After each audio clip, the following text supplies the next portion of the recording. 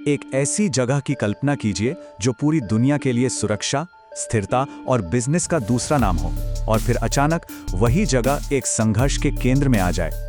जी हां, आज हम बात कर रहे हैं संयुक्त अरब अमीरात यानी यूएई की और उसकी उस कहानी की जो एक महफूज ठिकाने से बदलकर अब जोखिम भरे इलाके की बनती जा रही है।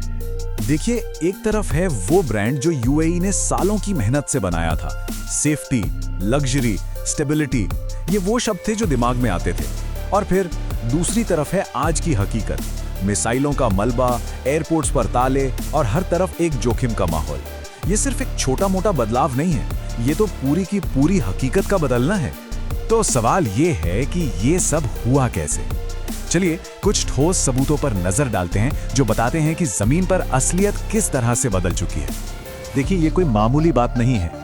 दशकों में, मतलब कई दशकों में ऐसा पहली बार हुआ है कि संघर्ष उन जगहों तक पहुंच गया है जिन्हें हमेशा पूरी तरह से महफूज माना जाता था। यूएई के वो मशहूर नागरिक और आर्थिक केंद्र, ये सिर्फ एक हमला नहीं, ये एक तरह का संदेश है कि अब कोई भी जगह पहुंच से बाहर नहीं है। और नुकसान कहाँ हुआ?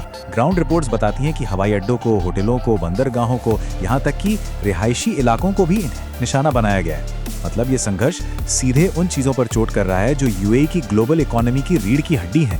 ये सिर्फ इमारतों पर हमला नहीं है, ये सीधे सीधे उनकी छवि पर हमला है। सोचिए, दुबई के आसमान में धुआं, दुनिया के जाने माने लैंडमार्क्स के पास मिसाइल का मलबा, ये तस्वीरें जब दुनिया भर में फैली तो क्या हुआ होगा।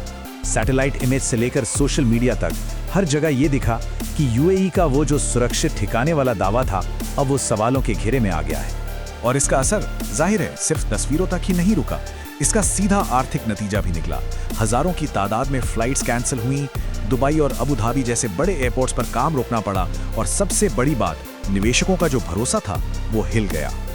लेकिन क्या ये सब बस यूं ही हो रहा था या फिर इसके पीछे कोई बड़ी सोची समझी रणनीति काम कर रही थी? चलिए अब इस मामले के जियोपॉलिटिकल एंगल को समझते हैं, मतलब ईरान के संदेश को डिकोड करने की कोशिश करते हैं। ज्यादातर एनालिस्ट्स का यही मानना है कि ये हमले अचानक नहीं हुए, बल्कि ये एक सोचा समझा कदम था। इसका मकसद साफ था, यूएई के रीजनल मॉडल को और उसके जो अलग अलग देशों के साथ गठबंधन है उन्हें कमजोर करना। अगर हम इन हमलों के पीछे छिपे संदेश को देखें तो 3 बातें साफ नजर आती हैं। पहला, ये दिखाना कि देखो, तुम्हारे पास कितने भी एडवांस डिफेंस सिस्टम क्यों ना हो, तुम फिर भी सुरक्षित नहीं हो। दूसरा, जो न्यू मिडिल ईस्ट का एक मॉडल बन रहा था सहयोग वाला, उसको कमजोर करना। और तीसरा, एक साफ संकेत देना कि वेस्टर्न ताकतों के साथ दोस्ती की एक कीमत चुकानी पड़ेगी। जैसा कि द जेरूसलम पोस्ट के एक लेख में कहा गया, ऐसी साझेदारियों में रिस्क होता है। ये सुनने में तो एक छोटी सी लाइन लगती है, लेकिन असल में ये पूरे इलाके के लिए एक बहुत बड़ी चेतावनी है।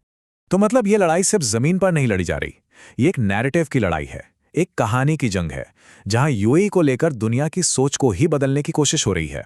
इसकी तुलना यूक्रेन स्टाइल नैरेटिव शिफ्ट से की जा रही है। मतलब एक ऐसा बदलाव जहां किसी देश की छवि रातों रात स्थिरता और मजबूती से बदलकर कमजोरी और असुरक्षा में तब्दील हो जाती है। सिर्फ ये सोचना कि दुबई में मिसाइल का मलबा गिर सकता है, ये ख्याल ही काफी है उस ब्रांडिंग को तोड़ने के लिए जिसे बनाने में दशकों लगे थे। तो कुल मिलाकर यूएई की छवि को नुकसान 2 तरफ से हो रहा है। एक तरफ तो है जमीन पर दिखने वाला संघर्ष जो उनकी सेफ्टी की कहानी को तोड़ रहा है, और दूसरी तरफ है एक रणनीतिक खेल जिसका मकसद उनके इलाकाई गठबंधनों को कमजोर करना है। तो अब सबसे बड़ा सवाल यही बचता है कि जब आपकी पहचान की बुनियाद यानी सुरक्षा की कहानी ही टूट जाए तो फिर आपके ग्लोबल ब्रांड का भविष्य क्या है? क्या कोई देश उस भरोसे को दोबारा बना सकता है जो कभी उसकी सबसे बड़ी ताकत हुआ करता था? ये एक ऐसा सवाल है जिसका जवाब शायद आने वाला वक्त ही देगा।